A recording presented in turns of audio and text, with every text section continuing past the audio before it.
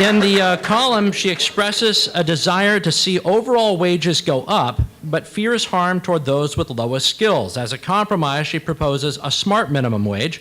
That's what she calls it, a smart minimum wage, one that would avoid a one-size-fits-all approach and go up according to educational skill and attainment. For example, if a high school dropout earned their GED, their minimum wage would go up. Is this the kind of compromise that you could support, Ben Shapiro? No, because that's called the free market.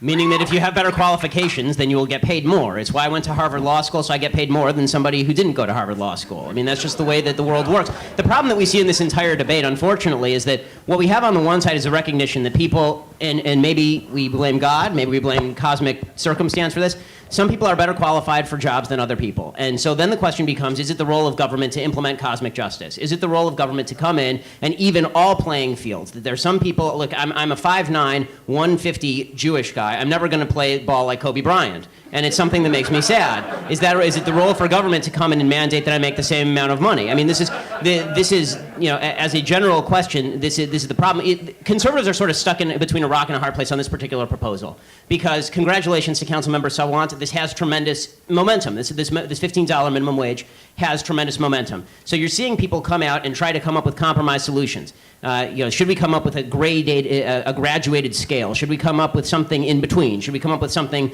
that we gradually implement, as the mayor has suggested? And the answer, I believe, from conservatives is no. You know, if we are going to have this debate, and if we are going to lose, then let's see how the policy plays out. And let's see if it plays out. If it plays out just as Councilmember Sawant has suggested, then you know, maybe we'll all be happy and we'll go home happy at the end of the day. And if it doesn't, then maybe some people will get wise to how the economy actually works. So Paul, go ahead. So more on economics, because this point has been brought up a couple of times about how if workers have more money, then they spend more, and that creates productivity or creates more prosperity in our economy. And actually, what creates prosperity in our economy is economic growth and productivity. So simply ordering employees to pay a higher minimum wage, whether it's $15 or $12, raises the economic question of where does that money come from? The employers don't print it in the basement. They have to get it from somewhere.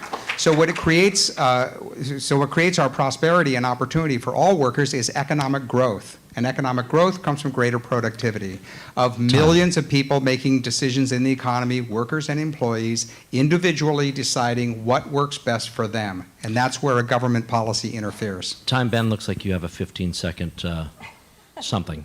Well, I mean, of course one government policy leads to the next. If you raise the minimum wage, then it's going to raise the rents. When it raises the rents, you're going to have to build affordable housing. When you have to build affordable housing, you have to tax people to build the affordable housing. When you tax people to build the affordable housing, people move out of the city, and you have to raise taxes on the people who remain in the city, and this is how you hollow out the economy of a major metropolitan area in the United States. Only...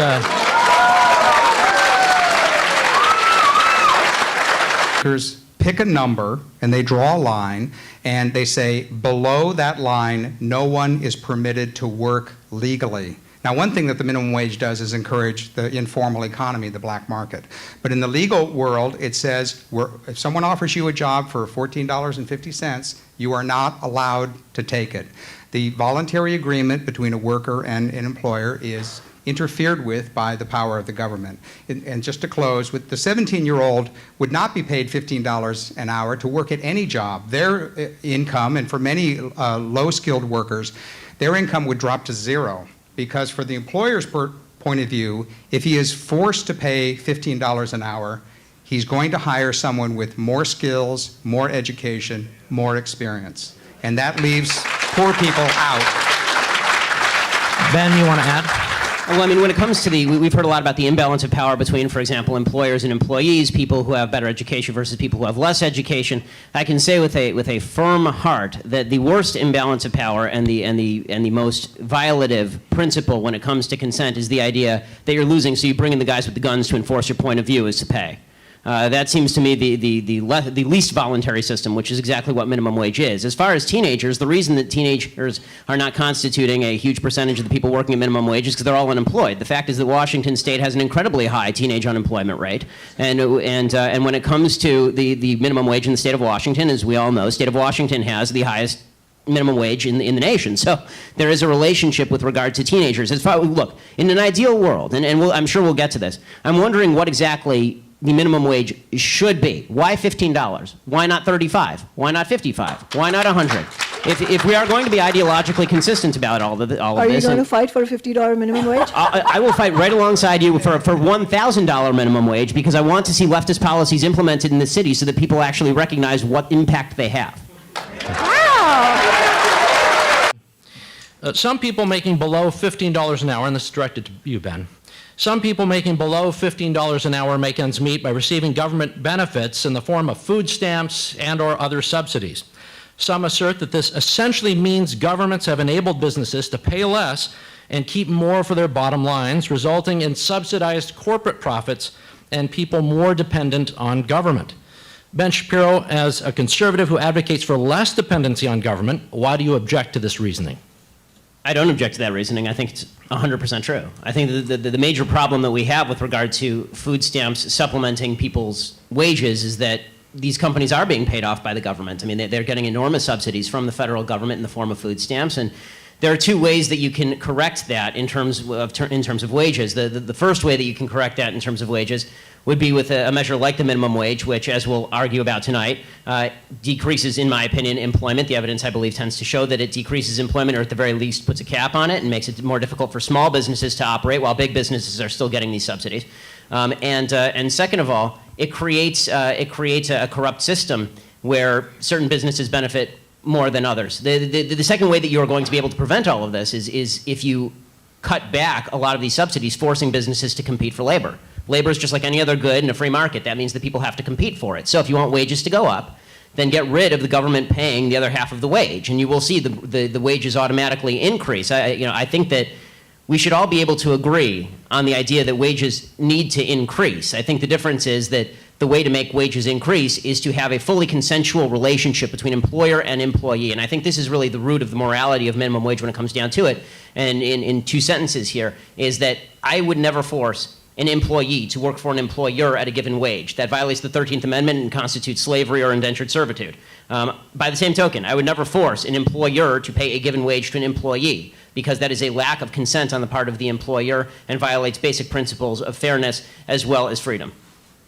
Ben, Yeah, your I mean, perspective? I'll refrain from talking about child labor, especially given the fact that the rationale for child labor laws is that children are incapable of consent, right? I mean, that's the rationale for Although child labor your child laws. did appear on television last night. She I did, think. without her consent, So- but I will tell you that she immediately joined SAG-AFTRA. The rationale for child labor to be legal was that children are exploitable, more exploitable. That's why businesses wanted it, and people had to fight against it. Businesses may want it, but the fact is that the children are not capable of consent, which is why the legislation was appropriate from all ideological points of view. In terms of whether basically this trickle-up economics, this idea that if you pay people $15 an hour, it will help the general economy, it's evidencing a differential point of view with regard to how money is invested and what makes your life as a consumer better. The truth is that Mother Teresa did less good for the world than Bill Gates, as a general matter.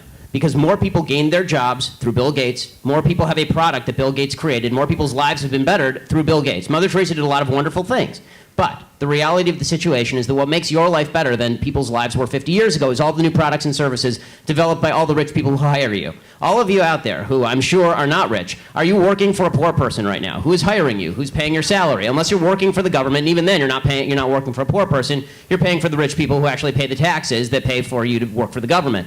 So this idea that economic growth is a function of people making $15 an hour versus $14 an hour is simply not true. The reality of the situation is that what makes the economy grow is new products and services that make your life better and which require millions of dollars in research and development. And as far as the point that was made about the salary of the CEO of Walmart, all I can say is this. Walmart has approximately, they're the biggest employer in the country. They have something on the order of 2 million employees across the country.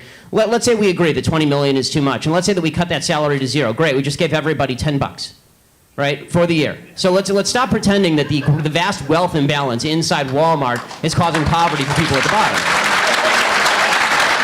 Ben, do you want to respond to that? Does the minimum wage, does it favor Does the minimum wage increase favor large businesses over their potential rivals? I mean, of course it does. And folks, if you're not asked the question, please don't answer it. As far as the, as far as does it favor big businesses over small businesses, the answer is of course it does. The reason big businesses are big business is because they have economies of scale, which allow them to absorb an increase in cost in a way that small businesses simply can't. If you have 3 employees, it's going to be a lot harder for you to absorb a 60% increase in your cost bottom line than it is for a company like McDonald's, which has economies of scale across the entire nation. I think there's a general point to be made here, with regard to, and maybe we'll get to it later, so maybe I'm jumping the gun, with regard to income inequality. We've labeled that a problem. I don't believe that income inequality as a moral matter is a basic problem because I don't care if people are rich. I think there are too many poor people. That's not a problem of equality, that's a problem of poverty. We actually will be speaking about that earlier. Has been phased in, and that there's a very good reason for that. It gives businesses the opportunity to not have a huge jump all at once, but to do it bit by bit and make the adjustments that they need to make in order to pay that minimum wage. Why do they need that? Don't they have And Scrooge it McDuck? has It's a great worked. idea. Hold on, And I it can't- has worked. Hold on. What was the question there? The question is, why do they need that? Don't they have Scrooge McDuck money bins that they go and swim the breaststroke in each night? I mean, that's sort of the premise of this idea, is that there are massive profits that are being earned by business that are not being passed along to workers. So why do they need the phase-in? If it's supposed to help the economy, if low-wage workers earning more helps the economy and creates a big economic boom, why not just do it? I mean, I thought that's the premise of 15 Now. Well, the premise is Now. that for those large businesses, Again, I'll praise Council Member Sawan's consistency on this, praising hunter-gatherer equal societies over modern society's inequality. The idea that there's a reason that our unequal society is vastly more wealthy at the bottom rung than hunter-gatherer societies. The reality of the situation is that the economy is not a fixed pie. If the economy were a fixed pie, then we would still be eating outside, beating each other with rocks, and trying to roast our food over small fires. The reality of the situation is that the economy grows because people engage in consensual transactions and people invent new things in order to engage in more of those consensual transactions. That's not an impoverishing thing. The truth is that socialism is the most selfish philosophy on planet Earth because it is based on the essential concept that I am breathing, therefore I deserve. Capitalism is, in essence, forced altruism because if I don't give you something that you want, then I will starve. If I don't give you something that you want, then I will starve because it is based on consent, whereas socialism is based inherently on force. Next question. Why stop at a single flat minimum wage in a particular jurisdiction and not expand to dictating certain minimums according to education, age, zip code of residence, etc.? From John in Seattle. Well, the fact is that workers everywhere in the nation need a higher minimum wage, and workers everywhere are inspired by what's happened so far in Seattle, and all eyes are in Seattle, are on Seattle. Workers everywhere are feeling empowered by how much workers in Seattle are fighting for their rights. So it has nothing to do with Seattle's zip code. We need this to happen everywhere, but what's wrong with starting with Seattle? It's true. You might say that workers of the world, for lack of a better word, are uniting. As far as the. It's easy to make facetious comments. It's very hard to dispute data. Well, since you provided no data in that actual answer, it's not that difficult. As far as the notion that workers embrace a $15 minimum wage, the real question was, and this is the real question, who knows better what should be the result of a consensual bargain between two parties? Somebody who's completely unrelated to that bargain, or either of the parties, or the two parties who are involved. When an employer and an employee decide to make a consensual relationship together, I mean, it's incredible that the minimum wage debate actually reverses itself when it comes to gay marriage. But when it comes to, or same-sex relationships in so many cases, the concept being that consent is of the highest value for many members of the left, except when it comes to economic relationships, at which point it goes completely out the window. At that point, then government gets to step in whenever it pleases because people know better than anybody else how a business should be run. So this really becomes the question is, why not? And really, this is the key question, I think, maybe of the entire night. Why, at what point is economic inequality solved? Why not just pay everybody the same amount, regardless of the job that they do, and we can have the government nationalize all business in order to accomplish this? Why not just do that? That would be economic equality at its finest. Otherwise, you are sanctioning economic inequality of some level or another.